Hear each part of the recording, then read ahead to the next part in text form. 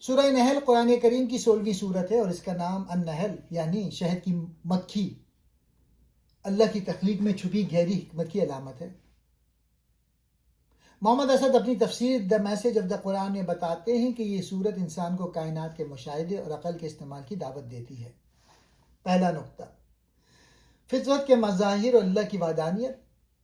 صورت کا بڑا حصہ کائنات کی نشانیوں پر مشتمل ہے۔ بارش کا برسنا، مویشیوں کا دودھ، پھل، شہد اور سمندر کے سفر۔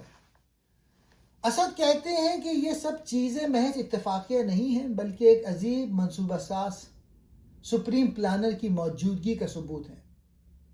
وہ اس بات پہ زور دیتے ہیں کہ انسان جب کائنات کو دیکھتا ہے تو اسے صرف مادہ نظر نہیں آنا چاہیے بلکہ اس کے پیچھے چھپی اللہ کی رحمت اور قدرت کا احساس ہونا چاہیے۔ دوسرا نقطہ، شہد کی مکھی کی مثال، وحی کی ایک قسم۔ اللہ نے شہد کی مکھی کو وحی یعنی الہام کی وہ پہاڑیوں اور دوسرا نقطہ، شہد کی مکھی کی مثال۔ اللہ نے شہد کی مکھی کو جو کہ پہاڑوں درختوں میں گھر بناتی ہے۔ اسد یہاں ایک دلچسپ نقطہ بیان کرتے ہیں۔ وہ کہتے ہیں کہ اللہ کی ہدایت صرف انسانوں تک محدود نہیں ہے بلکہ اس نے کائنات کی ہر مخلوق کی جبلت میں خاص علم رکھ دیا ہے جسے وہ فطری وحی کہتے ہیں۔ شہد کی مکھی کا نظم و ضبط اور اس کا فائدہ مند شہد بنانا اس بات کی علامت ہے کہ جب کوئی مخلوق اللہ کے بتائے ہوئے فطری راستوں پر چلتی ہے تو وہ معاشرے کے لیے نفع بخش بن جاتی ہے۔ تیسرا نقطہ، عدل، احسان اور صلح رحمی، آیت 90۔ اس سورت کی آیت 90 کو قرآن کا جامع ترین اخلاقی حکم مانا جاتا ہے۔ بے شک اللہ عدل، احسان اور رشتہ داروں کو دینے کا حکم دیتا ہے۔ اسد کے مطابق عدل صرف قانونی انصاف نہیں بلکہ زندگی کے ہر معاملے میں توازن قائم کرنا ہے۔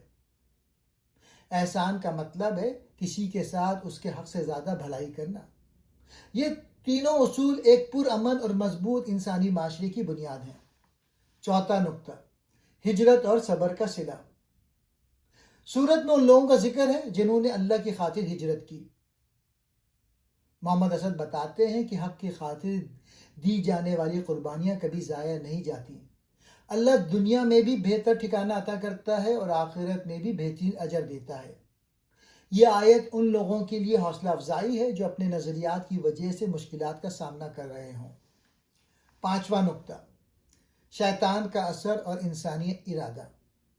اس صورت میں واضح کیا گیا ہے کہ شیطان کا ان لوگوں پر کوئی زور نہیں چلتا جو ایمان رکھتے ہیں اور اپنے رب پر بھروسہ کرتے ہیں۔ اسد یہاں انسانی ارادے کی آزادی یعنی فری ول کا تصور پیش کرتے ہیں۔ وہ کہتے ہیں کہ شیطان انسان کو مجبور نہیں کر سکتا، وہ صرف وسوسے ڈالتا ہے۔ گمراہ وہی ہوتا ہے جو خود شیطان کے پیچھے چلنے کا فیصلہ کرتا ہے۔ یہ صورت انسان کو شکر گزاری کا سبق دیتی ہے۔ اللہ کی نعمتیں ان گنت ہیں۔ ان نعمتوں کا صحیح شکریہ یہ ہے کہ انسان اپنی عقل کو استعمال کرے، کائنات میں غور و فکر کرے اور ایک ایسے معاشرہ قائم کرے جہاں عدل اور احسان کا دور دورہ ہو۔